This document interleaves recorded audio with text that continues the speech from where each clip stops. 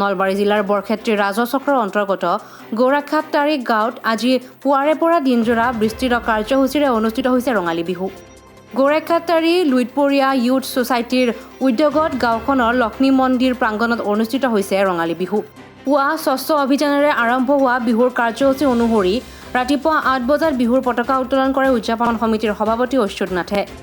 ৰাতিপুৱা 8:30 শ্বহীদ তৰ্পণ কৰে অসম জাতীয়তাবাদী যুৱ ছাত্ৰ পৰিষদৰ শিক্ষা সম্পাদক মৃণাল বৰ্মন আৰু প্ৰাক্তন ছাত্ৰ নেতা সুৰজিৎ পাঠকে।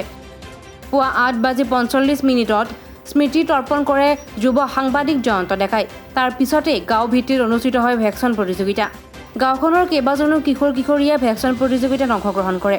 সন্ধিয়া 4 বজাত গাঁওখনৰ বিশিষ্ট সমাজকৰ্মী ধ্ৰুৱ তালুকদাৰে বন্তি প্ৰজ্বলন কৰাৰ পিছতেই মুকলি বিহুৰ মূল দ্বাৰ মুকলি কৰিব বৰক্ষেত্ৰী আঞ্চলিক পঞ্চায়তৰ সভাপতি প্ৰীতম গোস্বামীয়ে।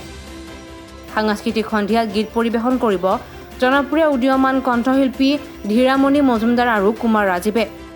সাংস্কৃতিক সন্ধিয়াত সৰ্বস্তৰৰ লোকৰ সহায় সহযোগিতা আৰু উপস্থিতি আন্তৰিকতাৰে কামনা কৰিছে উদযাপন সমিতিৰ সম্পাদক হিমাংশু তালুকদাৰ আৰু সাংস্কৃতিক সম্পাদক মনোৰঞ্জন তালুকদাৰে।